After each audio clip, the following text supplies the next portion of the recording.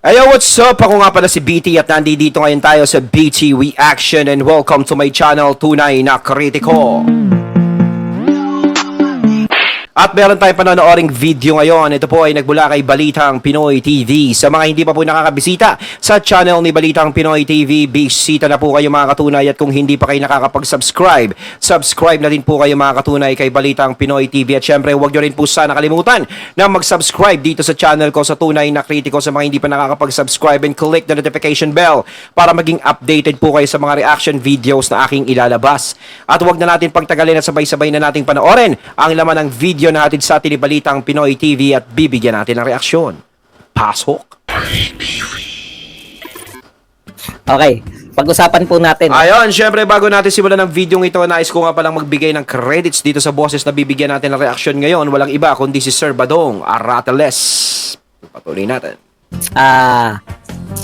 Napupuna ko lang parang yung pagtugon po sa sakuna ni BP Sara Duterte at saka nito ni Speaker Martin, parang yung yung Leni Robredo versus Tatay Digong nung last administration, no? Yung isa pa na ipapogi, epal, kinukuha ng press, yung isa yung tunay na nagtatrabaho. Pag-usapan din po natin, ito po, walang puknat po ang bira nito ni dating Senador Laila de Lima dito po sa ating mahal na Tatay Digong. Sari-sari po ang interview sa TV ngayon. Parang ayaw magpahinga ni Laila de Lima, no? High na high. Enjoy your 26 minutes of fame. Ika nga dahil iba na ngayon, 7 years ago, no? Kung akala ni Laila de Lima, ganun pa rin po yung tao na mas marami siyang kinukuhang interview ay mas nasasabik po sa kanya. Kung paulit-ulit na yung sinasabi mo sa lahat ng interview, 7 years before siguro mas marami nag-i-interview, mas nagiging katakam-takam yung sinasabi ninyo. Pero ngayon po, enjoy nyo na po yan while it lasts, no? Hindi po kayo ang magiging tagapagligtas. Ginagawa lang kayong additional attack dog para siraan ng mga Duterte. Yan po mga paglilingkod natin. Pero bago yan, kung bago ka pa lang dito sa ating channel, mag-subscribe ka na. Dahil ito lang ang tanging channel na may kinikilingan, may pinapanigan. Una sa balita, huli sa impormasyon, kaya ano pang hinihintay nyo? Pindot na, okay? Pag-usapan na po natin, ito po, no? Ang sinabi ni Majority Leader Manix Dalipe says he would support Speaker Martin Romualdez in case the latter decides to run for the palace seat in 2028. Ang aga, kala ko ba Martin, hindi kayo namumuliti ka? O, sunod na, mga congressman, magpahayag na kayo ng suporta kay Martin sa 2028. Yan po ang hindi namumuliti. Ang aga nilang magbigay ng suporta, malayo pa 2028. Magte-2024 pa. So, ang mangyayari is 4 na taon pa, di ba? Grabe. Yung mga sumusuporta na yan, baka mamaya pagdating ng 2027 or 2026, na makita nyong malakas yung makakalaban yan, baka mamaya is bigla kayong baliktaran na. Bigla magbaliktaran kayo ng damit. Tsaka alam naman natin kung bakit talaga kinakalaban si BP Sara. Alam naman natin ang tunay na dahilan kung bakit ganyan di ba? Alam mo yung punot dulo. Kasi kung walang ambisyon, is hindi para magsalita ka lang magsalita o mamuna ng mamuna. Di ba? Pero alam nyo po, gas-gas na kasi yung ganyan na manira, manghila pababa. Ginawa na kay PBBM ng election yan, di ba? Pero hindi tumalab. Nasa desisyon pa rin ng mga tao yan. Kahit magbigay kayo ng 100,000 suporta, yung mga yung mga ka-batch niya sa politika, is tao pa rin ang magsisilbing boses dyan. Tao pa rin ang magdidesisyon ng magiging kapalaran nyo kung sino ang mauupo sa Malacanang sa susunod sa 2028. No? Yan po ang hindi po nagsasabi na trabaho lang muna tayo. Pero yung mga tauhan nyo, nagdedeklara na. Na kung siya ay tatakbo sa suportahan ni Manix Dalipe. Ang tindi niyan, no? Ang lakas ng puwersa niya ni Manix Dalipe. May isang congressman na po, magbibilang tayo araw-araw niyan. Gabriela Partilis, Representative Arlene Brosas, quips that nobody would stop former President Rodrigo Duterte. It is really serious about going straight to jail. Hindi niya po sinabi na siya ay hindi lalaban para magpakulong. Ang sinabi niya lang, ipinapakulong na siya ni Franz Castro. Actually, kung hindi nyo po nauunawaan, dapat kasi sa mga to, mga mahihina umintindi, no? Tatay Digong, sa susunod nga po, pag magjo-joke kayo, lagyan nyo po ng joke kasi hindi po nila maunawaan na joke yun. Joke po yun. Yung sinasabi niya na pinapakulong siya ni Castro, magpakulong na lang siya. Dahil inaapi siya ni Castro. Joke po yun. Actually, pinagtatawanan ni Pangulong Duterte yung isinampan yung kaso. Okay, ito po. Nag-usap na po si President C at saka si President Bongbong Marcos Jr., no? At ang ganda naman po ng kanilang pinag-usapan, no? Ang sinasabi po nila, yung pong problema natin sa West Philippine Sea, wala pa naman pong kasagutan kung ito ba ay hindi na masusundan ng kung ano-ano, no?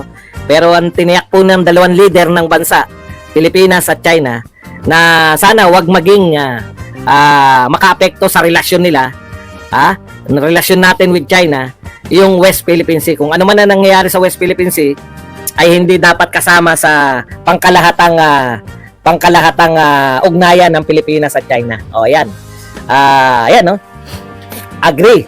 Marcos said, he and Xi have agreed that territorial issues in the South China Sea should not be the defining factor of the two countries' relations. Ito po ang sinabi ni Pangulong Marcos, we try to come up with the mechanism to lower the tensions in the South China Sea, and that essentially the message of what we spoke to each other. Okay, para po mabawasan yung tension.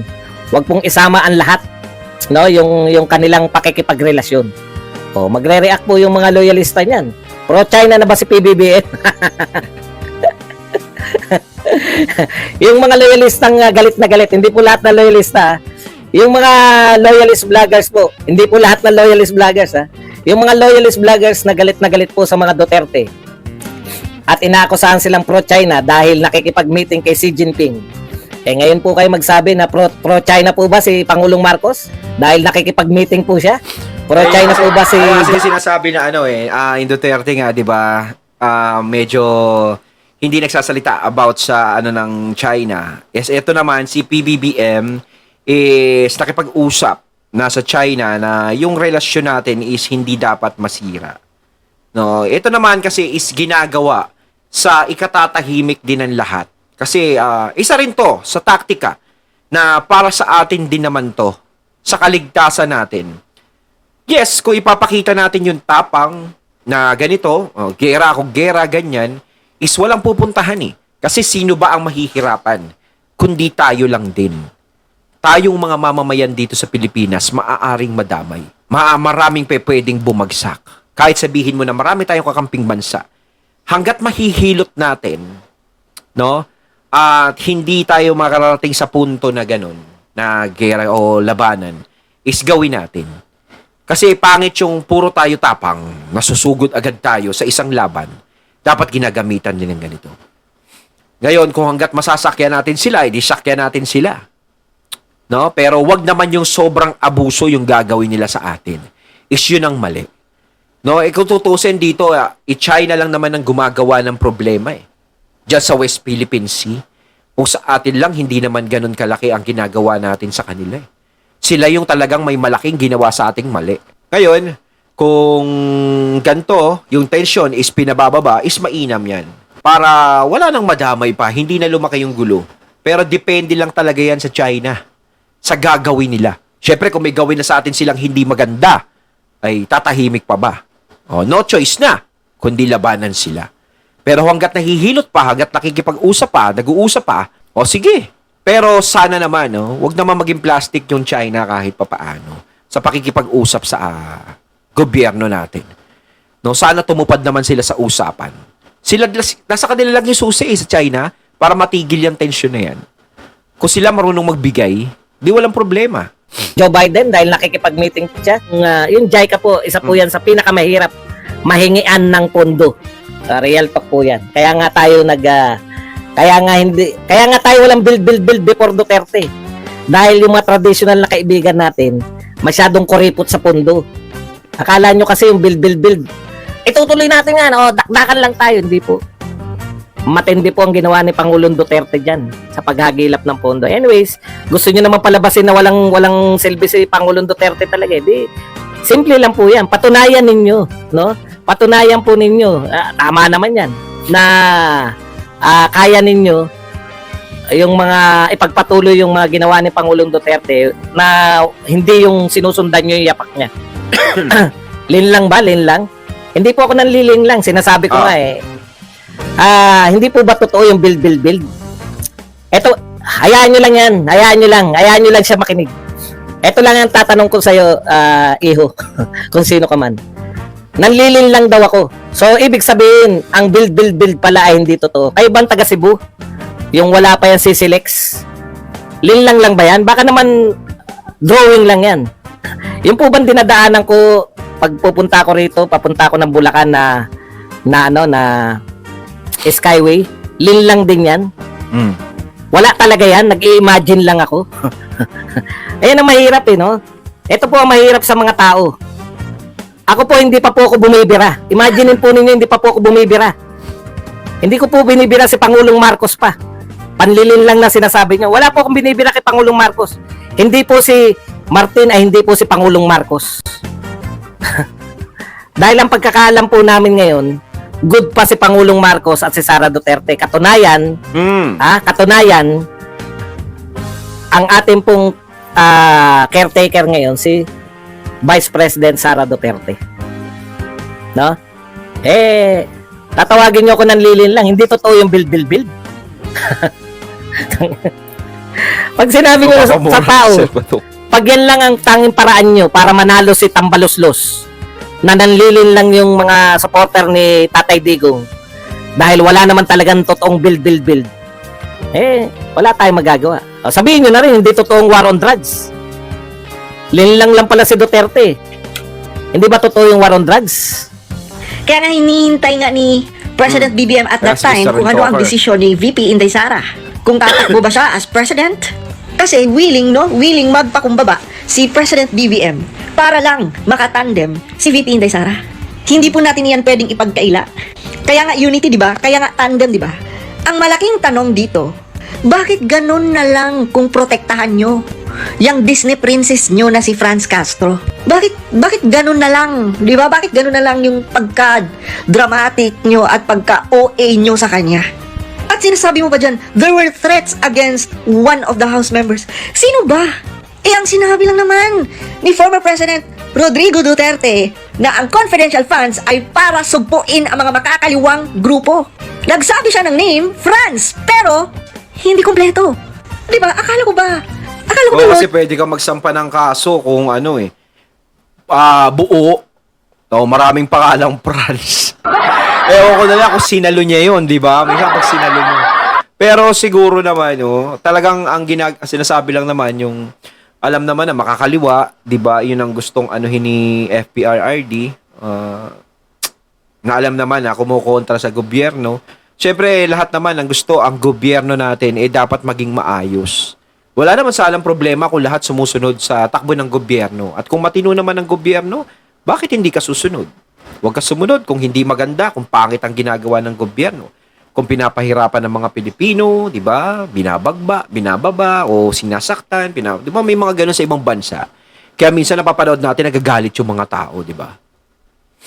Lawyer kayo. Ba't kayo nag-a-assume? And in the first place, bakit parang hindi na mabigat sa inyo?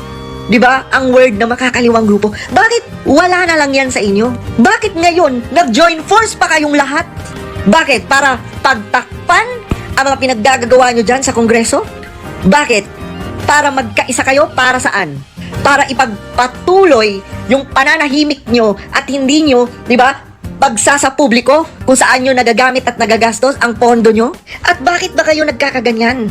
Di ba? Ang sinabi lang naman ni former President Duterte, open the book. Isa publiko nyo saan nagagastos ang pera, ang pondo. Ayun, dapat isa publiko. Yun lang sinasabi, isa publiko nyo. Kasi kayo, sita kayo ng sita sa pera na ni VP Sara, sa funds na inaano niya. Tapos kayo, ayaw nyong ilabas kung saan nyo ginagamit naman yung pondo nyo. Ewan ba natin kung bakit nyo tinatago? O di ba bago ka mambintang sa isang tao o magbato, dapat is ipakita mo muna sa yung sarili mo. Kung ano ba talaga, o ako, ito ginagamitan ko. Ikaw, Bip Sara, ba't kailangan mo yan? O, saan mo gagamitin niya? Ganto, ganyan, ganyan. Kaso, ang problema, hindi nila sinasabi, hindi nila pinapakita. So, paano maniniwala din naman yung mga tao sa kanila? Na may malinis din silang intensyon doon sa pondo nila. Yung kay BP Sara, nakikita naman kung saan ginagamit yung pondo o kung saan gagamitin. Di ba? Pero kung tutusin, dyan is sa Kongreso, nagsasama-sama sila. Alam mo na kung bakit. Kung sino yung susuportahan nila. Siyempre, kokontra sila dyan kay BP Sara dahil may sinusuportahan sila sa loob. Parang ganun yan eh. Partida, may anak pa si former President Duterte na congressman din. Partida, ha? Ganon katapang si former President Duterte. Nakakalungkot lang mga lods. Ako, sa totoo lang, idol ko tong si Sandro Marcos eh. Yung talino niya, di ba? Yung pananaw niya, yung the way siya magsalita. Pero ngayon, anyari? Grabe ha? Anyari? Grabe. Bakit pagdating sa mga makakaliwang grupo ngayon, bakit parang ang soft nyo? Di ba? Di ba? Nagkakaisa na ba kayo, pati mga makakaliwang grupo? Tapos, sa midterm election, sisip-sip na naman kayo kay Inday Sara. Pag nakita nilang mataas yan nga yung sinasabi ko eh. Baka mamaya pagdating ng 2026-27, nakita nyong malakas si BP Sara ha. Mamaya, bigla kayo magpalit ng damit.